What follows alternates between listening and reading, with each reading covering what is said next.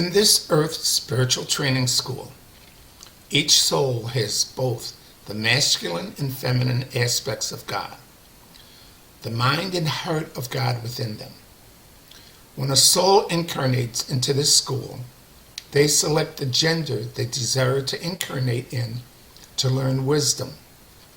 When a soul incarnates as a woman, their thinking is guided by the right hemisphere of the brain, with aspects relating to nurturing, compassion, empathy, music, and intuition. The right hemisphere of the brain is connected to the heart of God. The woman will also be guided to use the left hemisphere of the brain, which is connected to the mind of God, with aspects of logic, planning, language, mathematics, and structure analysis.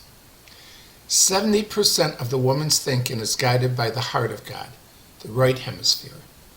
70% of a man's thinking is guided by the mind of God, the left hemisphere. It is the goal of the soul to integrate both hemispheres of the brain equally, regardless of what gender the soul is incarnated in. In the creation process, it is the mind of God that guides the heart of God. In this Earth Spiritual Training School, the same principle applies.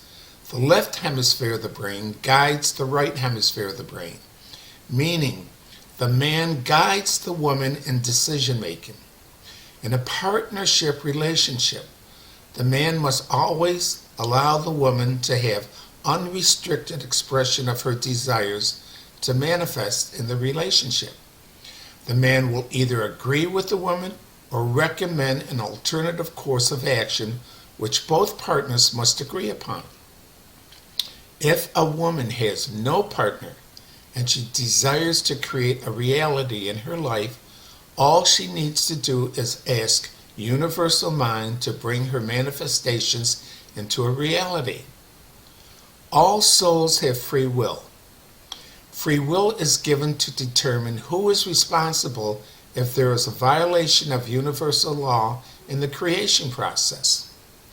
If the woman desires to create a reality in her life before going to sleep each night, all she has to do is ask Universal Mind to guide her in the manifestations of her reality.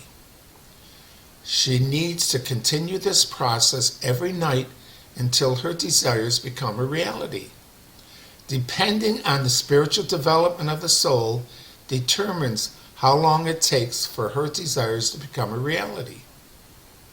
Universal Mind will test her commitment in bringing her desire into reality, determining whether her desire is a whim, a sincere desire, and her trust and faith in knowing she deserves to have her desire become a reality. Regardless of what stage the woman is in, ego woman, spiritual woman, or goddess woman, her wisdom will evolve whether she is in alignment with universal laws or a violator of universal laws. The responsibility of the woman is to be mindful of her own path and what makes her happy, listening to others but making her own decisions, not judging others and not being envious or jealous. We all have different reasons for the role we choose, as we all are in different stages of soul development.